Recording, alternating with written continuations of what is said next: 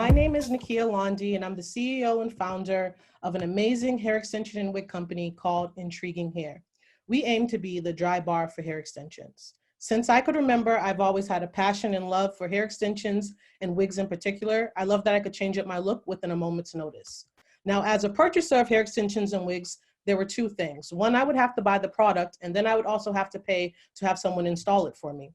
Now, when buying the product, I normally could go online, but that meant I was unable to touch or feel the product. And most of these companies were located overseas, which meant there were long processing and shipping times.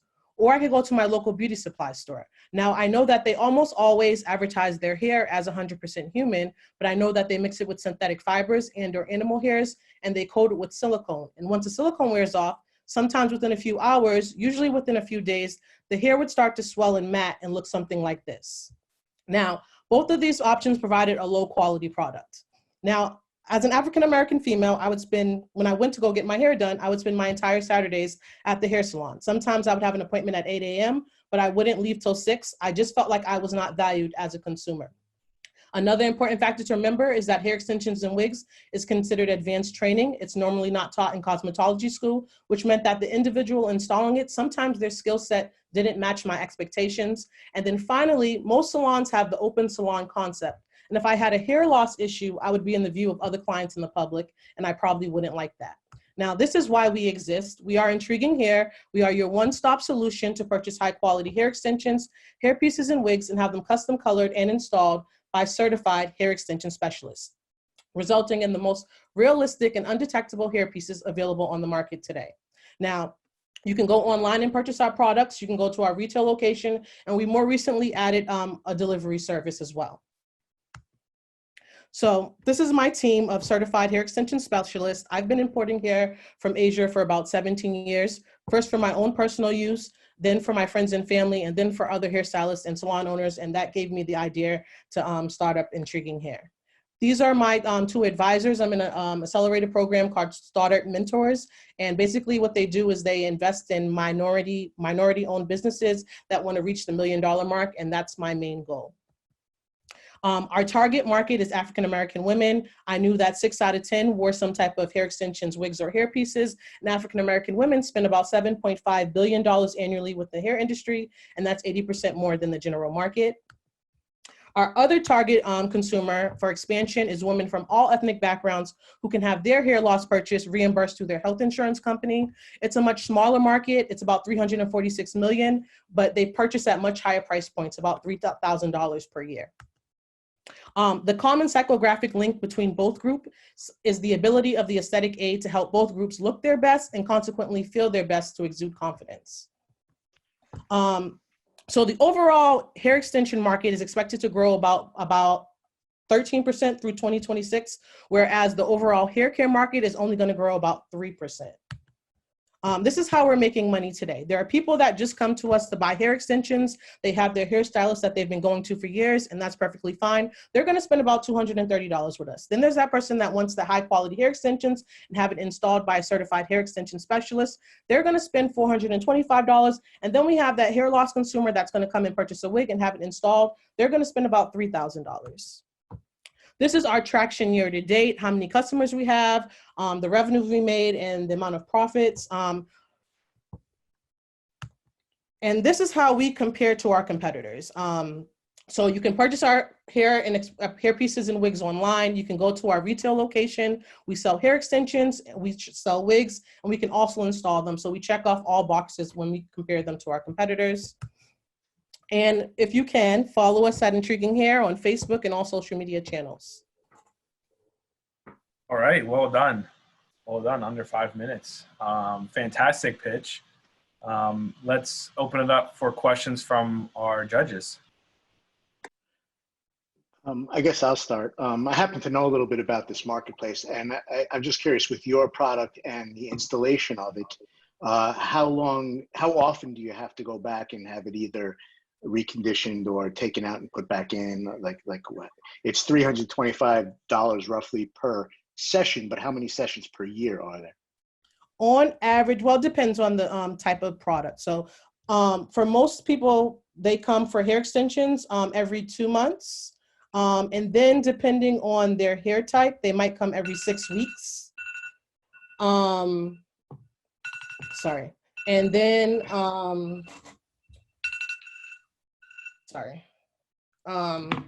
the wig installations, they come more. If someone has hair loss, because of the way it's installed, depending on how it's installed, they might come every 2 weeks. It depends, but they're not paying $3,000 every time. Each time they come, they might pay $150. Okay. Let me just ask one more follow-up before. I'm sorry. So the one thing I'm really curious about is shit, I lost my train of thought. Someone else asking questions. Sorry. Yeah, I mean, Nikia, first of all, great pitch. Really curious. Now, you showed increasing revenues each year. So, are you getting an increased revenue per user each year as that's going up as well? Or are you relying on more and more users? Well, when we initially started, I wasn't focused on the hair loss consumer, but since we added that, their revenue is much more. So that's really where my focus has been, because they purchase at much higher price points. So our focus to growth is I really want to become an accredited durable medical equipment supplier for insurance companies. So that's what I'm working on now, just to kind of focus on more getting the hair loss consumer, because they do purchase at much higher price points. And what's your projected revenue this year? 500,000. You want to go back to your revenue slide real quick too? Mm-hmm. And what's your margin? So it varies. So it depends on the cost that we purchase the products at. Can be anywhere from $65 to $300. So at the low end, depending on the type of product that they buy, on average, I'll say we make about $100 per customer for the hair extensions. Then obviously for the wig customer, it's much more. So you're really relying on a greater and greater customer base for your growth, correct? Yes. Okay. Thank you. Thank you. Nikia, you talked about the problems that are being the sort of the pain points in the market at the moment. With your offering, apart from being a one-stop shop, how is it that you're solving each of these issues? Like, why would people come? What makes you sort of better, quicker, more efficient? Well, I would say that I'm all about quality. So right now, I would say the industry, there's a lot of people that sell hair extensions, but there's a lot of it's not 100% human hair. They usually mix it with synthetic fibers and or animal hairs. So I'm about 100% human hair, which is very lacking in the market, because a lot of times people can advertise that, and sometimes even the consumers don't know the difference. And we're about giving not that long process waiting. So if you did purchase on our website by 2:00 Monday through Friday, it's going to be shipped out the same day, and it's only 2 to 3 days before you receive it. So it's about fast quality product, which I feel like is lacking in my industry in particular. And can I Nikia, just say, sorry. Oh, was that Michael? Yeah, go ahead. Sorry, Michael. Nikia, just in regards to the business today, you had mentioned you had a retail shop. Where is that located? That's in Boston. Nice. And going forward, what percent of your revenue is coming from online? What percent was coming from in-store? I guess pre-COVID, and what do you think it will be going forward? Pre-COVID, I would say 70% of our business was in store, and then 30% was online. And that was just maybe because we were not really advertising, but right now, because of the COVID issue, we're trying to push our online marketing. So right now, obviously, it's at 100%. But we're looking to at least make online about 60% and in-store about 40%. Gotcha. My question that I just remembered was that your entire discussion was talking about B2C, selling the hair directly to end users, and it's always a very heavy lift to drive user adoption through online means without a lot of money. Mm-hmm. But have you paid any attention at all to the B2B market? Because I know a lot of salons see this as a high margin service that they're really starting to bring into a lot of different salons. What is your strategy, if any, to basically be the sole supplier of hair extensions to salons?